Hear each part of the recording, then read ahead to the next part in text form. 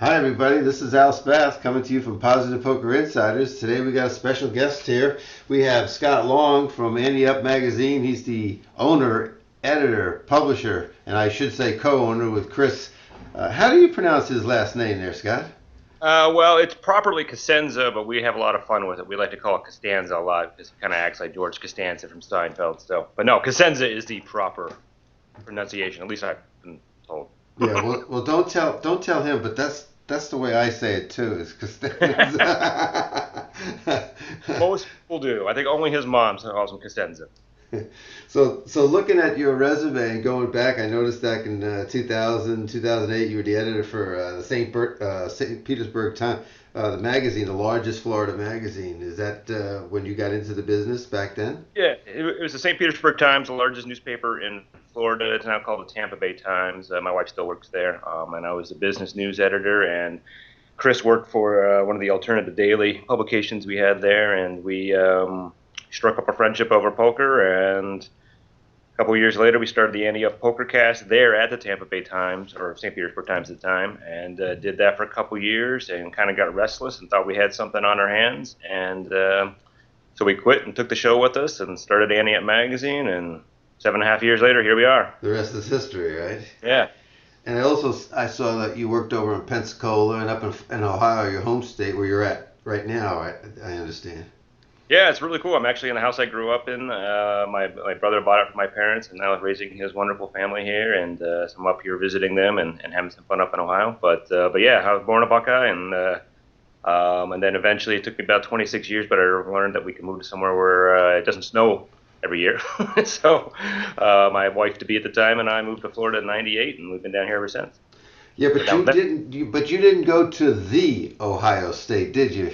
No, the kind of the joke I say is my dad went to Ohio State, my grandfather went to Ohio State, the family dog went to Ohio State, so everybody went to Ohio State except for me. I decided to be the black sheep in the family, and I went to a small private school about Marietta. 2 hours from here in Southeast Ohio called Marietta College, and had a great experience there, and but still a massive Ohio State fan anyhow. And you got your BA in journalism.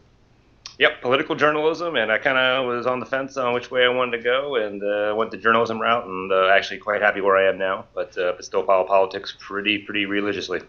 Well, I was just going to ask you that question. With everything that's going on, and you got the big vote coming up on Tuesday in Ohio, and Kasich needs that state. If you were writing for anybody right now, and you were writing a political commentary, what would you say the state of the primaries are? Wow, I tell you, this is the absolute craziest presidential election I've ever seen. And like I said, I'm a big fan of following the stuff, and I can't even explain to my friends that don't live in the United States what's going on here. It is just beyond crazy.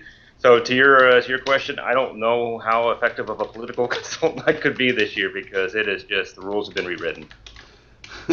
Well, I really think that with everything that's going on, I think that the Trump flaming everything is just going to keep continuing now, and he's going to start blaming the other people and everything. It's just going to get worse. It's not going to get any better, and I guess even when they get down to the two people, it's going to get the same way. But I guess they won't have as many of these rallies then, and maybe things will straighten out. But it's going to be a mess anyway. Yeah. I really Politics has always been nasty, going all the way back to George Washington and John Adams. So nothing is new there, but with the rise of social networking and all that, it just becomes so much easier to be so sharp in your commentary. And I think you're right. I don't know how it's ever going to get better. I think it's going to continue to get worse, and that's sad. Let's take it back a step further than college and high school and everything. What was your first job? First job, in fact, actually, I've only had one job in my entire life that wasn't involving newspapers or magazines. And that I worked at a little gift shop in college for a semester when I was in Washington, D.C. But my very first job was a newspaper delivery boy right here out of this house. I did in this room right now where I'm doing this interview, get up at 4 a.m. and fold newspapers and get on my bike and throw them on the porches around the house here back when they let kids do that. Can you remember how many papers a day you had to send out? Oh, boy, I would say probably the most, at the highest, probably around 200 or so. 200 papers. Wasn't easy work and didn't make a lot of money, but I tell you, it built character, and I don't think people really realize this because kids don't do this anymore, but that's really your first entrepreneurial pursuit there. I mean, you're actually the money you make is dependent on how many subscriptions you sell to your neighbors and how well you maintain the customers you have. Didn't realize at the time because I was just, middle schooler or high schooler, but really, really good path for the future for me. So, it laid the roots going forward, and now you have this giant, I'll say giant magazine, because, a lot of magazines have come and gone. How many years has Ante Up Magazine been published now? 7.5 now. We started in the summer of 2008, and we were just a Florida magazine at that point, so we were Ante Up Florida's poker magazine. We saw a really big hole in the poker publishing world. Back then, poker in Florida wasn't as exciting as it is now. We had some really weird laws down in Florida. At that point, the maximum you could bet in any round of a poker game was $2. So if you think about, if you go into a casino now, you see that the 2-4 limit game off to the side that people have been playing for 80 years.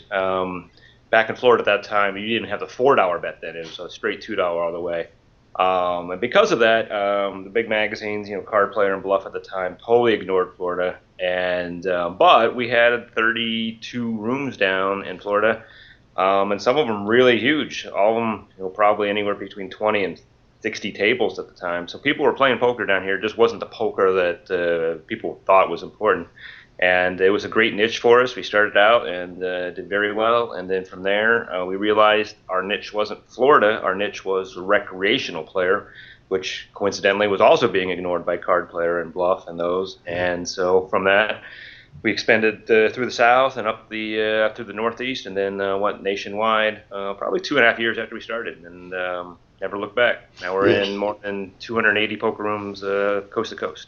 Yeah, it looks like you went right up the I-95 to begin with, picking and choosing as you went.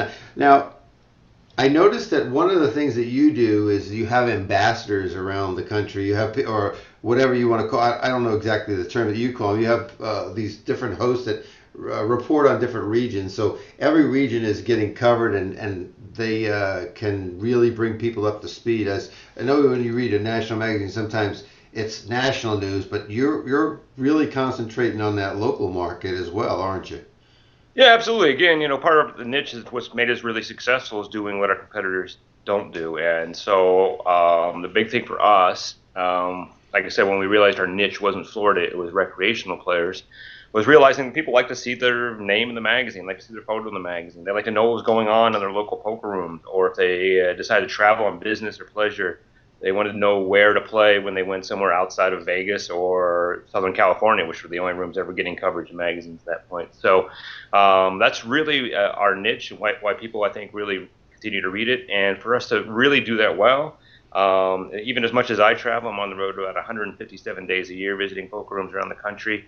Even as much as I travel, I can't get my finger on the pulse everywhere, every month. So that's why we've recruited a bunch of what we call ambassadors. I guess the technical sense, they're columnists. They write information for us for the magazine. But we like the term ambassadors because we like them to be representatives of the Ante Up brand in their areas, and get to know the players, get to know the poker rooms, and really kind of represent us. So that's why we use the term ambassadors, and we really couldn't do this without them. They've been an amazing part of our success. Yeah, I think they're integral to your success. I agree 100%. So let's just dissect that magazine a second. If you open it up, of course, you and Chris are on. You have your editorial on the front, and then how is the magazine broken down from beginning to end? Can you kind of bring the listeners up to speed on that? Yeah, absolutely. It's a good question because I was actually talking to a poker room manager this week, it's really impossible, I think, for any poker magazine to be all things to all people, and that's why it's very interesting with the Card Player and All In now as our other competitors. We all do different things, and our approach, as we said, is news. We want to be the poker news magazine. So when you open our magazine, the first half of the magazine is nothing but news from around the regions. So we break it up into 5 regions, and within those regions we subset by states. So it's pretty easy for you to find the information. If you're not a traveler, you just play in Iowa, you can find the Iowa section pretty quickly and just read that. But what we found is people in any particular region do a good bit of travel in those regions. So even if you live in Iowa, you're going to travel to the Chicago market to play. You're going to travel Crossover, a lot of crossover. right Minnesota market and do that. So everything is in that region now. So it's a little bit easier to see what's going on regionally. And then of course, if you're like I said, if you're traveling or just interested in what's going on around the rest of the world, then check out the other 4 news regions in the magazine. And then after that, obviously the other magazines focus a little bit more on strategy. We focus more on news, but they have a little bit of news. We have a little bit of strategy as well too. So after that, we have our strategy columns, including yourself. And I like the fact that our columnists. It's always been really important to us, going back to the start of the Ante Up PokerCast, that we are for the recreational players. So. We've had big time pros write for us before, but I really like our stable columnists now because they really can relate to the 1-2 no limit player, which is what most of our readers are, or the $100 tournament player, rather than the $10,000 buy-in tournament player or the 20-50 no limit player. And the mechanics of poker are the same at all those levels. But I think, as you know, and everybody probably watching knows, it's a big leap between those two. So if you're used to playing those nosebleed games, I think it's really hard to put yourself in the mindset of a 1-2 no limit game and what goes on there. So I think our columnists do a really good job of writing about poker and giving good strategy to the types of games that our readers play in. And then after that, part of the magazine that I don't think gets as much attention as it probably should, but I'm really proud of it, is our where to play section. Back before we had the magazine and I used to travel, I used to do a lot of poker trips on my own just to play. It was really hard for me to find good information on what tournaments were going on in the rooms when I was traveling. So if I was out in Vegas, I'd pick up one of the magazines, but I could never figure out really where to go play. So we put a very concerted effort to put very good information on tournaments, promotions, jackpots at every poker room that distributes our magazine across the country in those listings. And we have a phenomenal staffer named Garrett Ross who contacts all those rooms every month. I don't know how he does it, but we really, really appreciate his work. And those listings are up to date every single month. So it's a very good resource for folks that are looking to play in their area or want to figure out where to play when they travel. Well, how about when it comes down to the marketing and putting in the ads? I noticed that you have to put in the ads. You have to, some things are going on around the country, and people want to advertise whether they're selling a book or they're selling a video or they're selling, how does somebody out there that wants to advertise something work with Ante Up Magazine to get some space? Absolutely. We really appreciate that because that's how we make our money. So if you go to anteupmagazine.com/advertise, we have our entire package on there, all the products that we run, all the rates, deadlines, specifications. So we do a lot more. I think people think of us, at least our advertisers think of us as a poker magazine. I know a lot of our fans think of us as a poker magazine and a PokerCast. But we have a lot of products, and we try to reach players in different places. So folks can go there, and all the contact information on our terrific sales reps are there as well too. And give us a call or give us an email, and we'll be happy to help you out. That's good. I always like looking at the one that has the cruise ship on it because I'm always envious of you guys. And we're going to talk about that in a second, but I want to go back to the strategy section where you said, I think you're limited to about 4 to 6 articles every month, somewhere in that range. And the only thing that you told me, as I used to write periodically, I used to fill in for other people that didn't make deadlines, and you used to have something on the side to put in there. But then recently, I came back, and for the last 4 months I've been doing it and continue doing it. But you only told me the only guideline now is think about that 1-2 player that's playing out there, and let's talk their level. Let's not talk anybody else's level. Let's not overwhelm them with everything. I did a video yesterday at Positive Poker Insiders, and I did a $15 sit and go at True Poker, and I talk about starting, middle, and end, and how to finish it and everything. But I talk it in the terms that those people can understand, not the people that are out on the tour that are paying $560 to get into an event or $5,000 to get an event. Break it down for those that are trying to build a bankroll and in their terms, because that's about the extent. That's probably the highest they're going to spend on some of these tournaments, and they're, it equates to going in and playing a $100 tournament at the racetrack or something like that in Florida. And I find that I'm getting comments back up on my YouTube channel, which is Al Spath, that hey, nobody else on YouTube is talking to us. They're always talking to a higher level and stuff like that. So I get a lot of interest on people because they want to learn from the bottom way up and they want to build a good foundation. And that's what you try to instill. I see in the Ante Up because I've been reading it for years, and all of the people that you have writing there, they're always talking about this foundational poker. They're not talking about what Sklansky's talking about or any of these writers with advanced. And I think that again sets you apart from everybody else, and I appreciate that. And now, as a writer full time there for you, I'm making my efforts to really reach in that person that's sitting there at that table that can't watch that game, picks up your magazine, and they're going to read that article. I want to get their attention and say, take the magazine home, start watching the table. Well, yeah, like I said, we all know poker is a game of ego, right? Most players when they start playing, they dream of, winning the World Series, Sure. a poker main event, right, and becoming a big celebrity and playing those big games. So certainly not encouraging anybody not to have those big dreams. But the reality of it is that 90% of poker players are never going to play higher than a 1-2 no limit game on a regular basis. They're never going to play more than $100 tournaments on a regular basis. So think about that. 90%, probably even higher than that, actually, I would say. That's a massive, massive market that wasn't being tapped by anybody before we came along. So yeah, I think everybody wants to progress up to those big levels, and everybody wants to, learn from great players like Jonathan Little and those folks and play those big levels. But the reality is that most of us aren't at that level.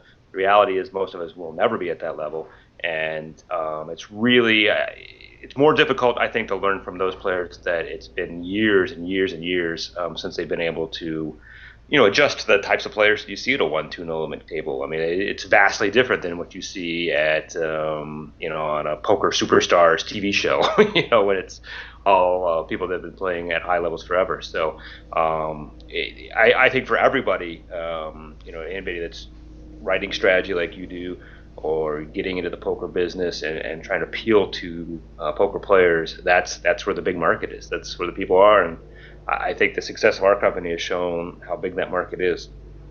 I do too. I agree 100%. Let's turn it over to the cruises now. I noticed that you got one coming up. I think it's in April to the Bahamas, and then you got one, I believe it's to Alaska that follows that, and then you go back to the Western Caribbean. Without looking at my notes here, I think I got those memorized pretty good. Got them all right. Good job. And are they all 6 nights, 7 days? No, we vary it a little bit. So, again, our poker cruise business grew out of, like everything in our business. Our poker cast grew out of a hole in the market that wasn't appealing to recreational players. Our magazine started a hole in the market of ignoring Florida and ultimately recreational players. And our poker cruise business grew out of a hole in the market and not having a good variety of price points and destinations for poker cruises. So what makes us different is that we're willing to do a 4-night cruise, like the one coming up here next month out of Port Canaveral. It's a 4-night cruise, so it's a short one. It's a small commitment for people that are busy. A very good price point as well, too. So we've built a really, really strong poker cruise business on going after that market. Now, we also still do longer cruises. So, you mentioned Alaska. That's going to be our August cruise. That will be a 7-night cruise. And we're going to have a great time there. A lot of people have been asking us to go to Alaska, so we're going to have a fun group for there. And then in November, it's a 5-night cruise out of Tampa, which is always our biggest cruise every year because it's our home port, and all of our regulars come back on that cruise, so that'll be a lot of fun. But we've done cruises as long as 13 nights as well, too. I mean, they're not big cruises, but they're small cruises for people that can afford to take that kind of time. And even next year, we're even looking at cruises as short as 2 nights. So I'm not sure whether we'll make those work or not, but we like to have a variety of things for people to pick and choose from. But folks can go to anteupcruises.com and get the skinny on the rest of this year's schedule, and then we hope to have our 2017 schedule set probably here in the next month or so. And we just have a blast on these things. These are regularly scheduled Royal Caribbean sailings.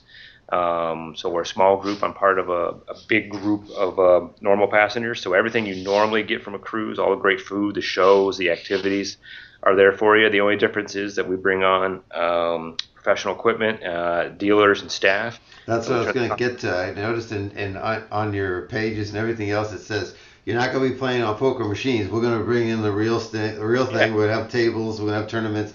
So let's talk about some of those things that you do. I noticed that you said that you had tournaments, cash games, you had training classes and everything. Let's take them apart. What's first on the agenda when someone goes on one of these cruises? A meet and greet?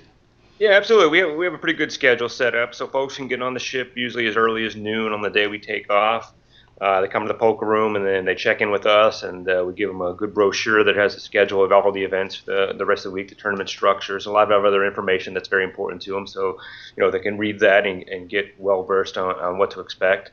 And then they go off and enjoy the ship for a couple hours. And then around 5 o'clock on that first night, we meet at one of the lounges on board the ship, and we have an open bar cocktail party, which if you've ever cruised, you know how expensive drinks can be sometimes. So it's a good time to come, and we're buying the drinks for you. And I get up there and do a little presentation, go over the schedule and tell people what to expect, answer questions. We bring up our phenomenal poker room manager, Ramsey Slayman, who's been with us for a long time.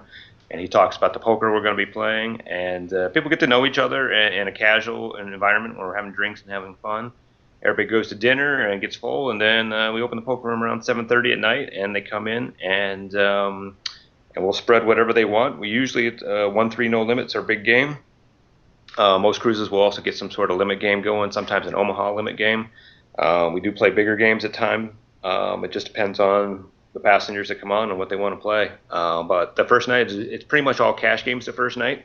We always do multi-table tournaments on the morning of sea days or ports that we're allowed to play in. For example, this Bahamas cruise coming up, we will be stopping at Royal Caribbean's private island. We're actually able to open the poker room while we're in port there, so we will do tournaments in the morning, but we'll do multi-table tournaments 10 a.m. on the mornings that we're in port. We do free poker classes at 9 a.m. on the mornings. Either we're in port or even at sea days as well too. Is that you or Chris doing that? Yeah, it depends. So in the past, we brought some professional players on that have done some classes. We don't always do that now, but I'm always on the cruise. Chris is on the local cruises or Florida cruises. So when he's on board, he does a poker 101 class, which is really great for folks that have never played poker or just learning. We get a lot of couples where one of the spouses plays and the other one doesn't, so it's a good opportunity for the non-playing spouse or guest to come in and learn what the other spouse is doing the entire week. So we teach a very basic class, and then I teach that when Chris isn't on board. And then I always teach a Omaha 101 class. A lot of interest in learning that game. That's my favorite game, Omaha 8. But we teach players how to play Omaha and Omaha 8 on one of the classes days. And then one of the things that we've been doing lately, since we decided not to bring pros on board, is we do a kind of call it an intermediate or even advanced poker roundtable. So we're really honest. I mean, Chris and I are not phenomenal players. I think we're decent players, but we're not phenomenal players, and we don't coach for a living like you do or things like that. So we're realistic about what we do. So what we do, instead of promising it as a class we're going to be teaching you, we get everybody literally around a table, and we ask them their backgrounds and what they're working on. Maybe some people are struggling with playing small pairs or playing ace king out of position or something like that, and then we throw it out to the group, and the entire group tries to answer that question, and we get such phenomenal feedback on that because one of the things we found with the Ante Up Pokercast and our community that discusses that at PokerRadius.com is that there are a lot of people out there don't have people to talk about poker with. They'll go to the poker room, they'll be able to play, and then they go home, and it's just them by themselves. So having that kind of class on the ship, people really enjoy actually just sitting around for an hour or two talking about poker. So that's one of the other classes we do. And then occasionally we do bring a pro on. We have a Las Vegas online pro, Tony Chicaro, that came on our LA cruise in January and did a class, and then also did some additional advanced classes for additional fee. But all the other classes we do are completely free, included part of the cruise fare. Well, if you ever get into the situation where you can Skype there, I'll be happy to when you have the round table, Skype me in there, and I'll help any of those people out too. Just let me know. And If, I'm an offer, and unfortunately, while the internet's getting better on cruise ships, not too good, eh? it's strong right now. But once we get to the point that it's super strong, I'm going to take you up on that, Al. That's Okay, great. that sounds great. That sounds great. And how about the other passengers that are on the cruise themselves? Can they join the poker tables? Can they get in the tournaments? In other words, can you get some fish in there as well? Yeah, unfortunately, we wish we could. That would really be a help to me because it's quite. People always like to laugh at how much fun I have on these cruises, and I get to go on 4 or 5 of them a year, and what a tough life that is. And I can't disagree with them; it's an awesome life. But the stress for me is all ahead of time, setting everything up and getting players booked.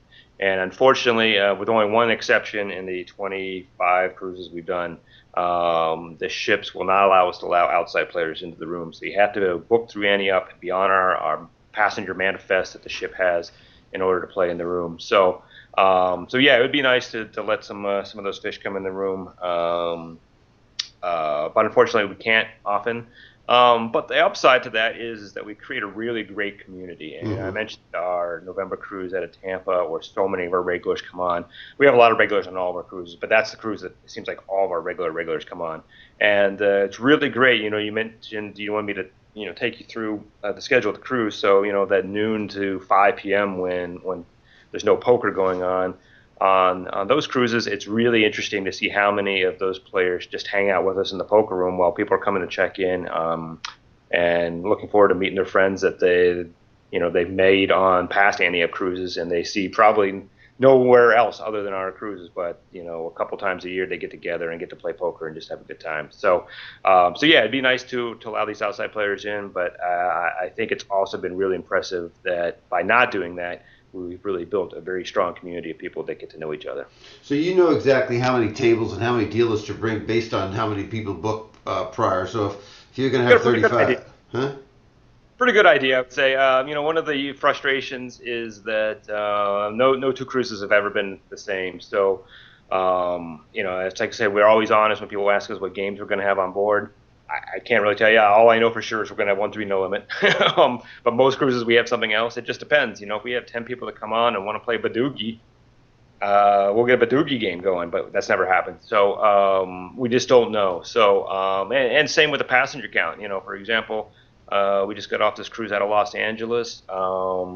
It sold about where we thought it would be, but the amount of play was off the hook a lot higher than we thought. Unfortunately, we had the capacity to cover it because we always try to overstaff and bring more equipment than we need for those contingencies. But you just never know.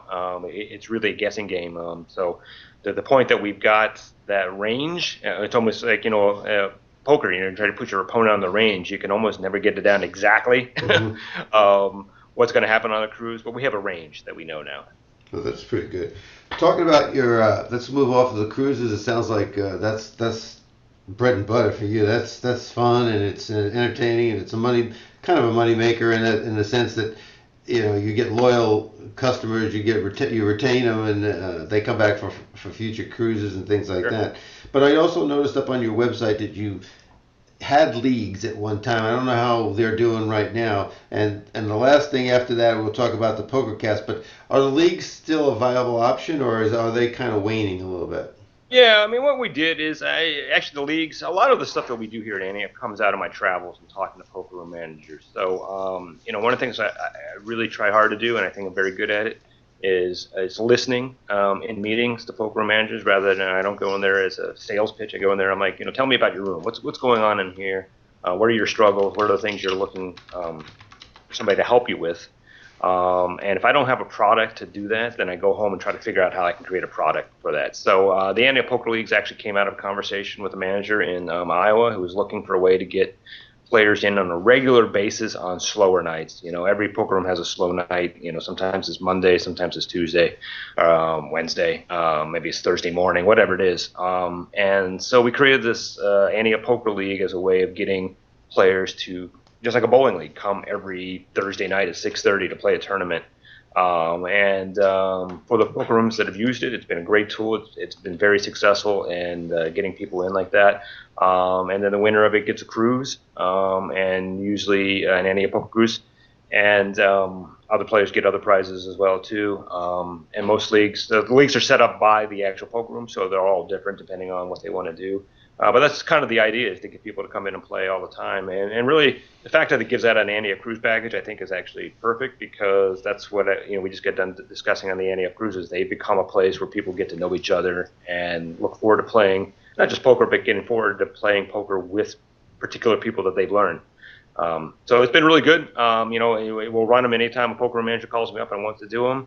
But we haven't ran as many as I would have liked. Well, since I opened the door on the leagues, let me ask this. Now that you've seen everybody in the upper echelon of poker go to the Global Poker League, and they had a draft, and they made a big deal about it, to like the NBA and the NFL, and they got all these big names. How does that make you, as you're appealing to a different segment that these people aren't even included in that? It just, how does Right. that make you react? Well, I'll say I'm a huge fan of Alex Dreyfus. I think what he's doing for poker is phenomenal. Here's a guy that made a lot of money in the online poker world before that kind of crashed and burned. And rather than just sitting on a private island somewhere, he's taking all that money and putting it back in the poker economy in a number of different ways. So I'm a big fan of Alex, and a lot of things he's been doing. Now the Global Poker League, we talk about on our Ante Up PokerCast pretty frequently, and particularly this last couple of weeks we talked about it. And really, I think what people need to be kind of patient with it right now. I think you're right. The people playing in it obviously are pros and very good pros, so there's not a path in this league for an amateur to either buy in or get in on it, which has been one of the great benefits of poker is, they can buy into the World Series of Poker main event and play right along with pros, right? So this league doesn't offer that. But I think the goal of this league, actually, I know the goal of this league is to, as Alex says, sportify poker. He's really trying to take poker and make it into a sport, like the NFL or Major League Baseball, where players will pick a team to follow and really get engaged in that team and watch the poker cast, or when the live events, and hopefully bring in new players that either had played poker before and got out of the game, and now bring them in, or bring new people in that just are used to the sporting idea of activities rather than poker, which is more of an individual game. So while there's no path for individual or recreational players to play in this league, the goal, I think, is to get them jazzed up about poker. Get them involved in one way or the other. Yeah. Yeah. I totally agree with you. I don't know if they'll go to any kind of uniform or any kind of something to identify them. It's right now they're all individuals, and we always talk about team. It's hard to imagine a team when they're going to be separated by tables. They're going to be separate, and you're going to be some kind of identifier. Yet that has to be approved, because you notice a lot of the different shows, they block out the hats and they block out the advertising and things like this. So it's going to have to be something that's standardized, I think, Yeah, whether it be certainly a pin here. I or mean, that helps us patch. big on sponsors and brands. And for folks that aren't really familiar with the Global Poker League, players involved in it are not buying into tournaments. It's really a radical change from how poker has been. They'll be playing for prize pools put up by sponsors and presumably by the paying public at some point. So, yeah, you won't see any tape on hats on the Global Poker League. I think you're going to see a lot of patches, a lot of sponsorship. It's going to be very NASCAR-like, I think, once we see it. Yeah. So you said you've been talking about this subject on the PokerCast. Tell everybody how they can find and listen to the PokerCast, how often they are, and do you have them put up anywhere where they're archived? Yeah, absolutely. You can go to anteupmagazine.com, and we have a PokerCast tab there. I think the actual direct link is anteupmagazine.com/podcast, but there's a direct link on there. You can listen to the show straight on your web browser if you want. Most of our listeners actually subscribe to it for free on iTunes, and it automatically downloads either to the phone or their player or their computer. We do a show every week. We generally record it in the mornings, Thursday mornings, and post it later that day, even though officially the publication date is Friday morning. But depending on my travel schedule, sometimes we'll produce a show on a Wednesday or on a Friday. But sometime around that, at the end of the week kind of area. And it's generally about an hour long. Like I said, we've been doing this since 2005, so we celebrated our 10th anniversary last summer. And to our understanding, we are the longest continually running PokerCast on the planet. There have been a lot of really good shows that have been here or there, and they take a break. So we haven't missed a week in 10 years. So we have a lot of consistency there. And the show has evolved, obviously, over 10 years. When we first did it, the first episode was 5 minutes long. It was absolutely brutally terrible. And now we've got to the point where, we've got an order, just like you mentioned the magazine, how this magazine broken down. We have an order on the show now. So at the top of the show, we talk about poker news, what's going on in the poker world, whether it's the Global Poker League or, Antonio Fontandari at the PCA or anything like that. And then we do a lot of listener segments. So it's a very interactive show. We encourage our listeners to send us emails or call our hotline or post in our community forums at pokerradius.com, and we use those questions and the comments as content for the show. So, we'll do a listener spotlight segment where somebody's asking a question about a game or rule or something like that in poker that they want us to discuss. We have a call to the floor section where Elliot Schechter, who's a poker manager up at Hollywood Casino Toledo, not too far from where I'm sitting right now, he answers all those questions from a poker professional standpoint. Nice. What the ruling should have been, Mm-hmm. and we discuss that. We have a fantastic volunteer, Malcolm O'Malley, who does a little segment called O'Malley's Move, where he sets up a situation in week one, and people have a week to kind of figure out what they would do, and then we answer it the next week and talk about what we would have done. And then we end the show with the hand of the week. We take a hand that one of our listeners has sent us throughout the week that wanted some help on, and we go through it step by step, and Chris gives his opinion, I give my opinion. And then, like I said, everybody migrates over to pokerradius.com after that to give their opinions. And that's a very popular part of the show because, again, like I said, people really lack. It's really frustrating to me, actually, to know how fortunate I've had to always have either a home game or a community of people in the poker room I play to actually talk about poker that so many people don't. But the O'Malley segment and the hand of the week are really, really good tools for folks to actually take a really in-depth look at a hand. And we spend 20, 30 minutes of the show just breaking down a single hand that may be played out in 3 or 4 minutes in real life. And it's real fun to actually, when you slow down and really break it down. And obviously, as being a poker coach and columnist like you, I know you spend a lot of time doing that and see the value of it. When you actually slow down and think about it before you're writing something is when you really learn the game of poker. I think it's really difficult to learn the game, I think, in the moment. I think you get in there and you play it and you get a feel for it, and then you walk away from the table and you stop and think about that hand. You come back stronger next time. Yeah, I think any poker coach out there that doesn't say he or she doesn't learn from their clients that they're working with is lying to you. I don't care how long you've been around. It's something you haven't seen, and sometimes somebody will bring up a good point that you haven't even thought about, and you have to just incorporate that into your coaching moving forward, because I'm sure I leave a lot of things out, and so do a lot of other coaches. We just haven't seen it all, and the game has changed. We had Matt Savage on here a couple weeks ago. We had a few other people that said the game 10 years ago is not the game that we're playing today. It's completely changed. Yeah, absolutely.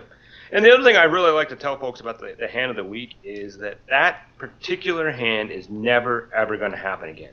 Right. You might find yourself in a similar situation. Right. Ace King under the gun, that's going to happen 1,000 times in your career, right? Or a series of raises and re-raises are probably going to happen, but that particular hand is never going to happen again with those particular people, those particular cards, and those particular people at that time in their career. So it's a really interesting kind of time capsule. I'm a big history geek, and I really kind of look at these hands of the week as history, is that hand is never going to happen again. So let's talk about the pieces of it. And we're not so much focused on the result of that hand. We spend a lot of time talking about not being results-oriented with it and trying to figure out how they could have played that particular hand better, because that hand's never going to happen again. So what we've tried to do with those hands is break them down and talk about, things in general, So because that hand's not going to happen again, it doesn't do any good to really memorize how to better play that hand. the real value in the lesson is learning how to play pieces of that hand. So when you find yourself in similar situations at the table later on, you can go back and say, oh yeah, I remember Scott and Chris talking about this, and maybe I should raise here. Even though it's not the same situation, it's just a similar situation. So it's a really good way of learning, I think. I mean, my game has been improved immensely from doing the show over the 10.5 years, from just having to slow down and think about hands, and and we're honest, we make mistakes on there. I mean, we don't, again, we're low limit players and low tournament players, so we're not pretending to know anything better than our listeners. We're just two guys breaking down the hands, and that's usually kind of the feedback we get from folks. It's like, when they hear us on the show, it's like two guys just sitting around their home game playing, and that's really awesome. That's what we're trying to accomplish, and we're glad we're having that kind of relationship with our listeners. That's a comfortable atmosphere. I would say, if I had to break it down, and what's changed with me in the last 10 years is where I've told somebody to fold, now I tell them to re-raise.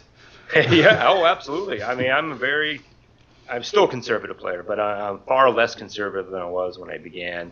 And you have to be. I mean, you talk about how the game's changed in 10 years, and I see 5 years, and probably even 1 year for some people. It constantly changes, and it's a very aggressive game now. And I'm not a very aggressive person at the table. I'm very aggressive in business, which is really funny because Chris is more conservative in business and very aggressive at the table. But I think you have to be, and so you have to learn how to put yourself out there. Yep. It's good to do that in the show. You don't have any money on the table. Well, I think I know what it goes into putting out a podcast. We're doing this broadcast right now, but Smart Money Poker, Sky Matsusaka, he's one of the Poker Insiders, and he did a challenge last month. He did 30 podcasts in 30 days.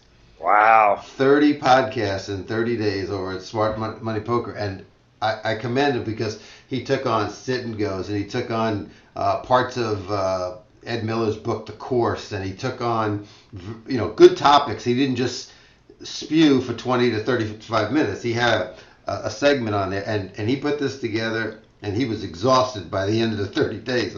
Let me tell you. You can only imagine. Our show was an hour long, but there's a ton of time that we put in prepping for it throughout the week. Obviously, Chris spends a lot of time editing it afterwards and gets it up. So it's a labor-intensive process. It's not just flip on the Skype switch and start talking about poker for an hour and be done with it. So hats off to that gentleman. That's a lot of work. I can only imagine what that could be. That's why we brought him into the Positive Poker Insiders. A guy like that, we like that attitude. We like that initiative, and he joined the team. And Dave Romer over at the lead instructor over Poker School Online. He's from the Chicago area. I don't know if he goes by the name of Hitman, but online he's Delango. He's a great guy too. So we're looking for these positive poker people, because we want to surround ourselves here with people that really want to put the client, the player first, and not be negative. We don't want to talk about bad beats. We want to talk about how to avoid getting those kind of beats, and that's the whole essence of why we stream and why we're moving forward. In fact, we got an apprentice program going right now where we're teaching streamers and potential coaches how to become coaches so that they can join the team as well. So, we're not only fostering them, we're trying to create a certificate program to move them forward and to the next level, because we feel that guys like myself, I don't know how many years I'm going to be teaching, but somebody has to take our places. Somebody's going to take your place eventually. So we got to foster, bring up the people that are behind us. And so that's our mission there. But I can't tell you how extremely proud I am of Ante Up Magazine, being a journalist with them, having you on the show, taking time out of your busy schedule. I know you've got grandkids, you got so many people to see there in Ohio. Thank you very, very much. If anybody wants to get in touch with you or the magazine for advertising, marketing, whether they want to buy Ante Up gear, if they want to go on a cruise, what's the best way that they can do it, that they don't have to remember a whole lot? How do they get in touch? Right. Yeah, editor at anteupmagazine.com is a great email address to remember. Those emails go both to Chris and I. And again, we're a very unique company. I mean, we answer all of our emails ourselves. We don't farm it out to other folks. So you email editor at anteupmagazine.com, and depending on what your question is, and whether if it's business related, you're going to hear back from me. If it's about the magazine or the podcast, you're going to hear back from Chris. And so that's the easiest way with email, but also we have a full contact page at anteupmagazine.com if you prefer phone or some other means. And of course, we obviously have a Facebook page and a Twitter account. So folks can reach us there, and then definitely encourage folks to go over and sign up for a free account at PokerRadius.com. Our friends that have set up a community there, and they can reach us there as well too.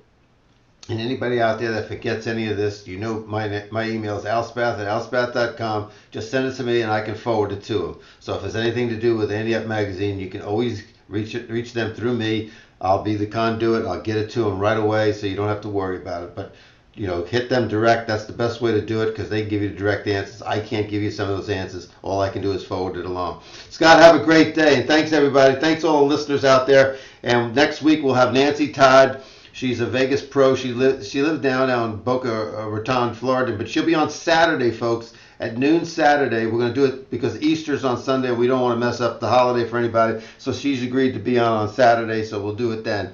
Thanks again, Scott. Have a great time. Thanks, Al. Appreciate it. All right. Take care. Thank you, everybody.